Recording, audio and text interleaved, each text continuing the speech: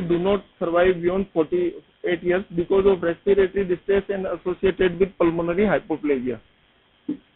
The adrenal gland are in normal position. Characteristic Porter passage and presence of oligohydramnios are pathognomonic. Complete ureteral ataxia is observed in slightly more than 50% of affected individuals. Porter facial appearance low-lying. The characteristic of Porter facies and the presence of oligohydramnios are pathognomonic and shoulder alert. This severe urinary malformation. Amnionodism. Small white keratinized nodule found on the surface of amniotic sac. Anuria after 24 hours without distension of bladder. Absence of urine indicates renal agenesis. Bilateral renal agenesis has been detected in higher proportion of Klinefelter syndrome, cryptophthalmos, Fraser syndrome, Calamin syndrome, and esophageal atresia. Renal ultrasonography confirms and presence of urine within these structures. Absence and uptake of radionuclides in the renal fossa. Background activity confirms the diagnosis of bilateral renal agenesis. Umbilical artery catheterization and aortogram define the absence of renal arteries and kidneys. Unilateral renal agenesis. There are no tail sign, is the absence of kidney because one kidney works properly. Diagnosis is not suspected unless careful examination of the external and internal genitalia uncover is abnormality that's associated with renal agenesis. Unilateral renal agenesis occur in 1100 births. Male predominant in a ratio of 1.8:1. More frequently on left side, ipsilateral ureter are absent on this patient. Structure derived from Mullerian or Wolffian duct are most of anomalies. Anomaly of the organ system involve the cardiovascular, gastrointestinal and musculoskeletal systems. Unilateral renal agenesis to be associated with the other urological abnormalities in 48% of patients. Primary VUR, obstructive megaureter, uretropelvic junction obstruction in 3% cases. No specific symptom, then absence of kidney. The diagnosis should be suspected a physical examination when vast difference and body and tail of the epididymis is missing. Hypoplastic vagina is associated with unicornuate or bicornuate uterus.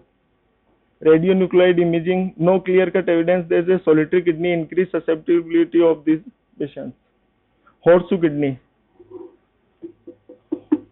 होर्सू kidney सुना है क्या आपने नाम कभी? क्या होता है horseshoe kidney?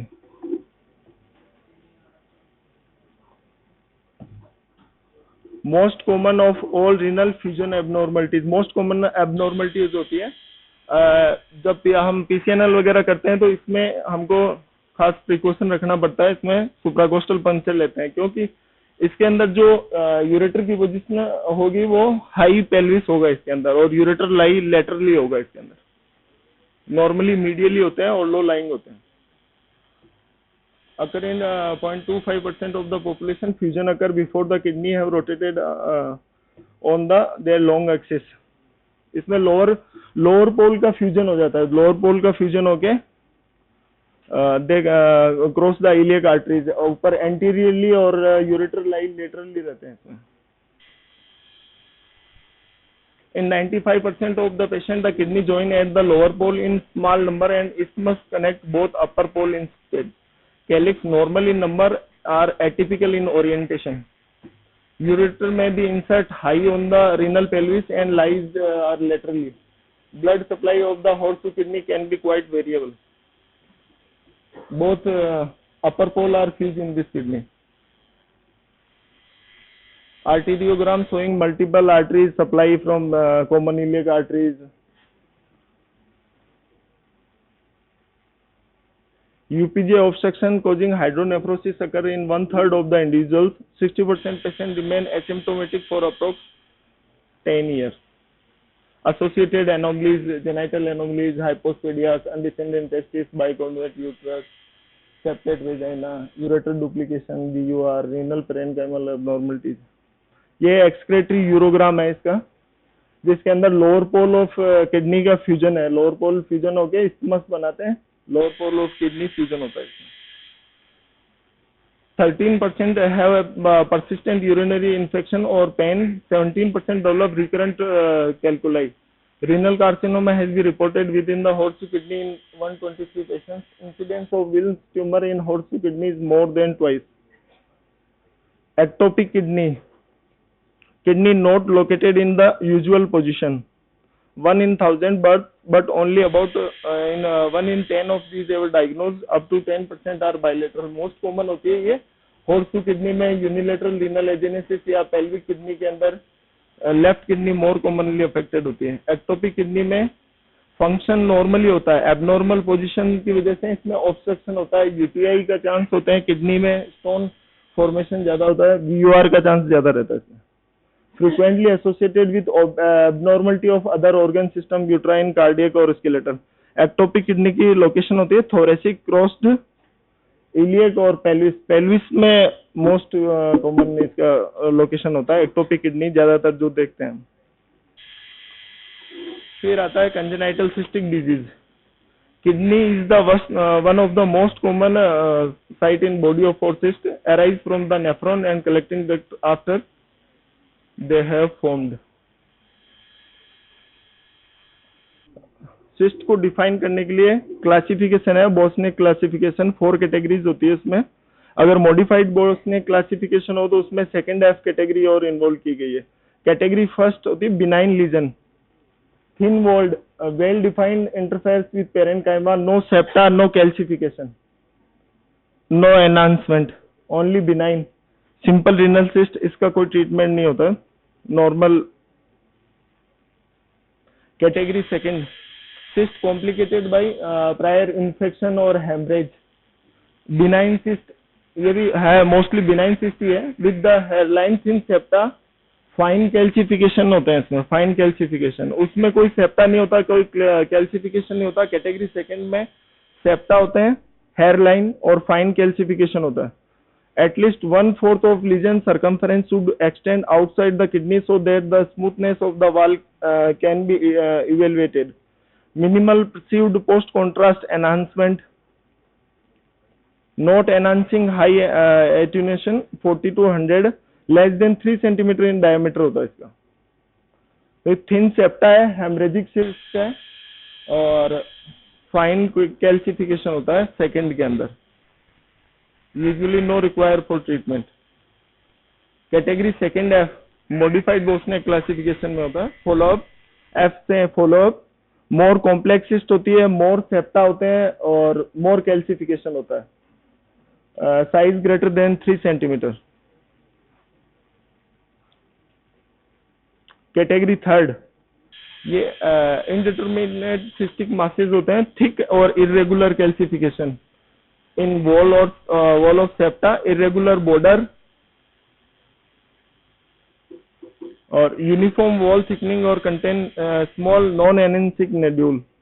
इसका कैटेगरी थर्ड का हमको एक्सरसाइज करना पड़ता है। अगर किसी में कॉम्प्लेक्स सिस्ट है जिसके अंदर इरेगुलर कैल्सिफिकेशन है, इरेगुलर बॉर्डर्स है, थिकन सेप्टा है, तो उसको एक्सरसाइज करते हैं। कैटेगरी सेकंड एफ को फॉलो करते हैं और फर्स्ट और सेकंड का कोई ट्रीटमेंट की रिक्वायरमेंट नहीं होती। Examples multilocular cystic nephroma, lymphangioma, hydatid cyst and cystic renal cell carcinoma. Category 4 completely malignant cyst होती है, shaggy thicken wall, thick septation, coarse calcification, Hounsfield unit greater than 20 और enhancing होती है। First are 0% chance of malignant, completely benign. Second भी completely benign होती है, micro calcification होता है उसमें। सेकेंड एफ को फॉलो करने की जरूरत होती है। 5% आर मैलिग्नेंट, मल्टीपल थिक सेप्टाज होते हैं इसके अंदर। थर्ड और फोर्थ कंप्लीटली ट्रीटमेंट की जरूरत होती है, एक्सरसाइज करते हैं इनको। थर्ड में मल्टीपल सेप्टा और कैल्सिफिकेशन होता है, फोर्थ के अंदर इरेगुलर कैल्सिफिकेशन और थिकन्ड सेप्टा होता है। Bosniak first and second are ignore, second F follow, third and fourth are exercise.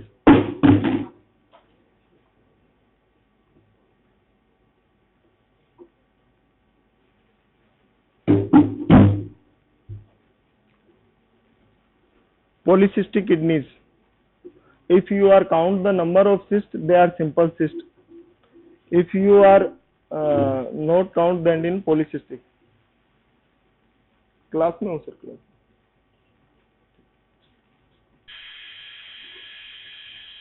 childhood polycystic disease are autosomal recessive. Activia of renal collecting duct.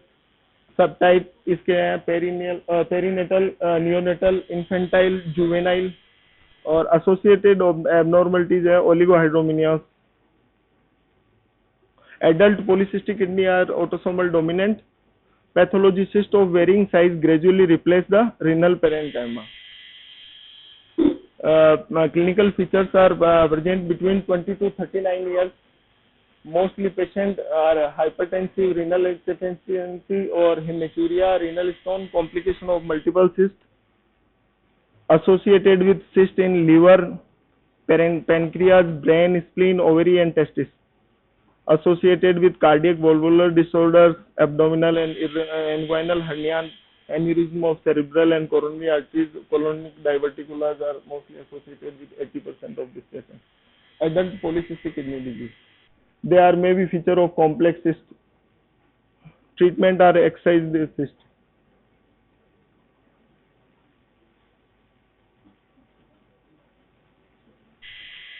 Multicystic dysplastic kidneys. Most common cystic disease in infants. Male are more prone than female. Female have higher chance of bilateral disease. May be associated with contralateral abnormalities like obstruction of the UPJ, uretropelvic junction, renal agenesis, renal hypoplasia, VUR. May be associated with cleft palate ductal ectasia. Mechanism in utero: failure of ureteric bud to connect with the nephrons in the metanephric blastema. Pathology में क्या होता है इनमें? Non functioning kidney into the मल्टीसिस्टिक dysplastic mass, ureter are atretic. Treatment is excision of the syndrome associated with renal cyst. Lorraine-Moon-Baby syndrome, obesity, MR, retinitis pigmentosa, hypogonadism, tuberous sclerosis और von Hippel-Lindau disease.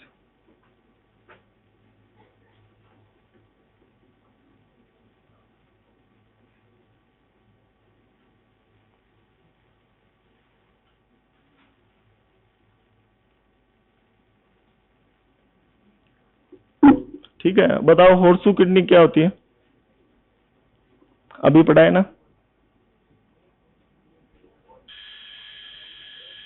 है? क्या होता है? Lower pole fusion हो जाता है. बोस्निक second F का क्या ट्रीटमेंट है? फॉलोअप. और थर्ड फोर्थ को एक्सरसाइज करते हैं. ठीक है. आपका कौन सा सेमेस्टर है? 8. पॉलीसिस्टिक किडनी का क्या ट्रीटमेंट होता है? एडीपीकेडी बोलते हैं जिसको, autosomal dominant polycystic kidney disease. Nephrectomy करते हैं इसकी. जैसे हम ट्रांसप्लांट करते हैं तो जहाँ पे रेट्रोपेरिटोनियम के अंदर किडनी को रखते हैं तो वहां पे इसका साइज मतलब धीरे ग्रेजुअली ग्रो करता है, इसलिए इसको निकालना जरूरी होता है, क्योंकि नहीं तो ये नेटिव जो किडनी अपन ट्रांसप्लांटेड किडनी पे प्रेशर देती है, उसकी वजह से यूरिन का फॉर्मेशन और किडनी के अंदर हाइड्रोनेफ्रोसिस हो जाता है.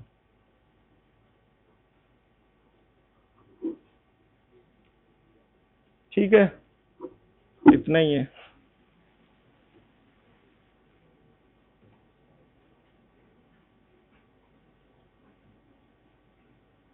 अटेंडेंस ले लो यार तुम में से कोई आके.